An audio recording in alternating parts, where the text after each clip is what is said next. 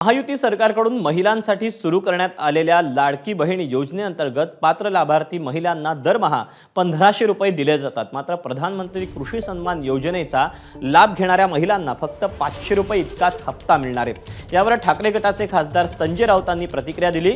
लाडक्या बहिणींच्या मतांची किंमत 500 रुपयांवर आली, उद्या शून्यावरील असं राऊत म्हणाले।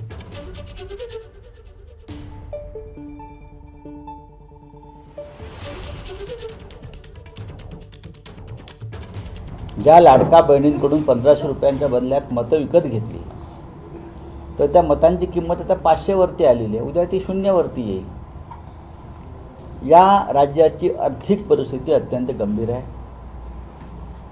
कर्मचाऱ्यांचे पगार द्यायलाही पैसे नाहीत। देवेंद्र फडणवीस यांनी किती मोठ्या वल्गना कराव्यात, आवाणावा, पण हे राज्य चालवणं आर्थिकदृष्ट्या आता सोपं राहिलेलं नाही। याचं कारण गेल्या 3.5 वर्षामध्ये या राज्याची आर्थिक शिस्त पूर्णपणे बिघडली, पूर्णपणे बेशिस्त, आर्थिक बेशिस्त आणि आर्थिक अराजक अशा या खाईमध्ये हे राज्य सापडलेलं आहे।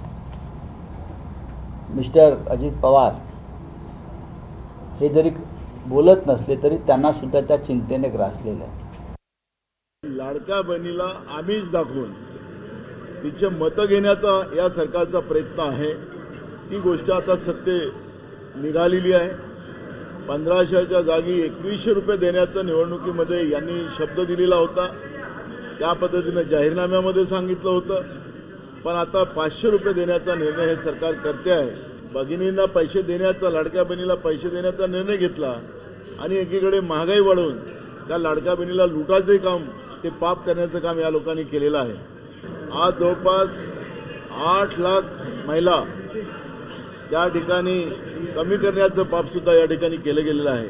लाडकी बहीण योजनेत जाचक अटी न ठेवता महिलांना लाभ दिला जातोय। अटी सरकारनं बदललेल्या नाहीत असं अर्थ आणि नियोजन राज्यमंत्री आशिष जयस्वाल यांनी म्हटलेलं आहे। गरीब महिलांसाठी योजना आहे, कोणावरही अन्याय होत नसल्याचं आशिष जयस्वाल म्हणतायत। त्या योजनेच्या ज्या GR मध्ये ज्या अटी होत्या त्या अटी कुठलेही बदललेल्या नाही सरकारने। त्यामुळे त्या अटीच्या विरोधात जाऊन जर काही लोकांनी लाभ घेतला असेल, किंबहुना काही श्रीमंत घराच्या लोकांनी जी योजना गरीब महिलांसाठी आहे, जे अल्प उत्पन्न गटाच्या महिलांसाठी ज्या योजना होत्या त्या योजनेचा लाभ जर मोठ्या लोकांनी घेतला असेल तरी देखील सरकारने कुठल्याही लाडक्या बहिणीपासून वसुली केली नाही। उलट ज्या लाभार्थ्यांच्या ही बाब लक्षात आली तर स्वतःहून आपलं माघार घेत आहे आणि हळूहळू ही संख्या जी अपात्र लाभार्थीची होती ते स्वतःहून कमी करत आहे। सरकारने कुठल्याही महिलांवर गुन्हा दाखल केला नाही, कुठल्याही महिलांपासून वसुली केली नाही, तरी देखील विरोधक हे खोटा भ्रम पसरवत आहे। एबीपी माझा, उघडा डोळे बघा नीट।